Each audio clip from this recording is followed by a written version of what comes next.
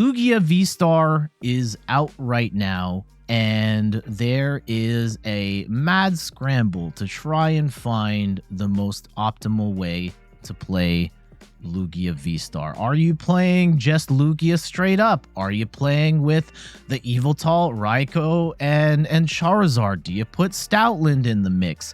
Do you have what's your split between Boss and Serena? And I think it's awesome that players are going through the process of trying to find the best possible versions of any given deck. But I do want to have a conversation here about deck building and the idea of the optimal deck list and stuff like that. So this is going to be a little bit of a rant, but let's have the conversation. I'm Jet from inthirdperson.com. Make sure to like the video, subscribe to the channel, and let's talk about deck building and the idea, and maybe the idea of the optimal deck list.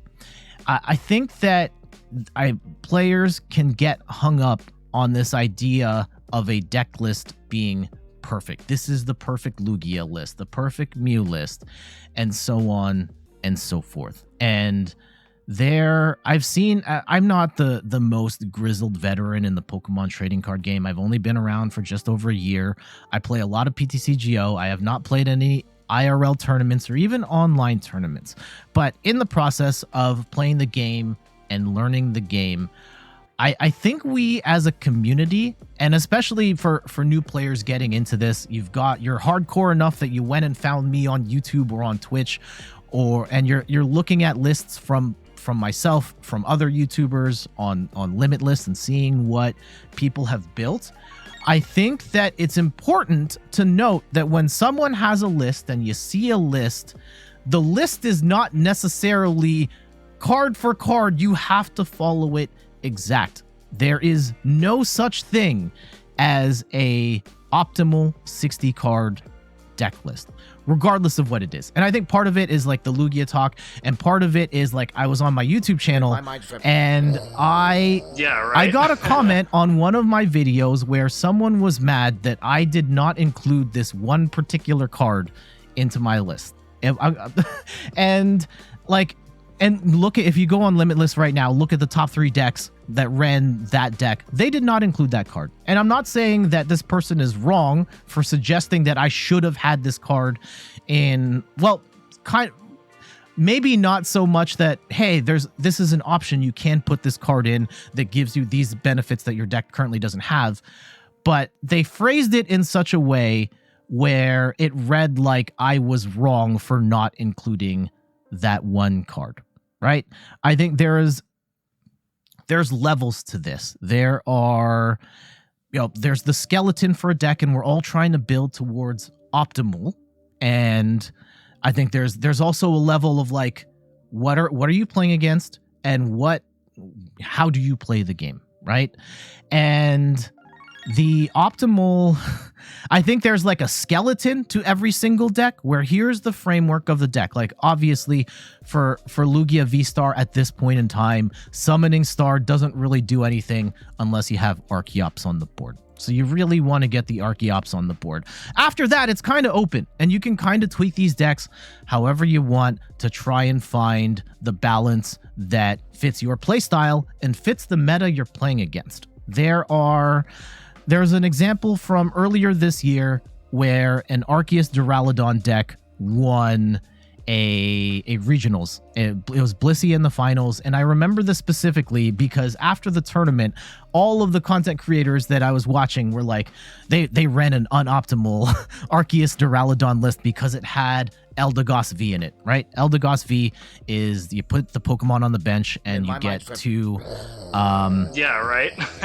Also, thank you to everybody who's been following during the middle of this video. I will thank you specifically in a sec. Because Eldegoss, generally speaking, 2 prize target, you make it easier to lose the game by getting that one card. And we could talk all up and down about how that was not an optimal build, but it won the tournament. So was it really that bad to have that card in the deck if it was good enough for them to win the tournament on that particular day? And so maybe it doesn't work again at the following tournament. Maybe they don't even put that card in the next one. But even if it's not, the general speaking, it's optimal, it worked because their play style was lent towards having that in the deck, and it worked for them. So I would not look at any list as this is the 60, right? It's not a definitive list that you have to follow it card for card for card. I would look at all of these as like a framework for lists. I always recommend look at a bunch of different lists, play those lists, get a feel for how they work, and understand what are the important cards and what are the optional cards. There are always optional cards in these lists, and you can tweak the list to go against what are you fighting against and how do you play, and make the adjustments from there that fit your play style, that fit what you're playing against, and go from there. There is no perfect 60 card deck to play. So I think it's just important for us to let that go and feel free to make adjustments and not to bash others because they build the deck slightly differently from you. I think there's still a way that you can voice that opinion of like, hey, with my variation of the Lugia deck, I like to put in Stoutland V or what have you. But you don't have to be like, you are wrong because you didn't put Stoutland V in your deck list. You know what I'm trying to say?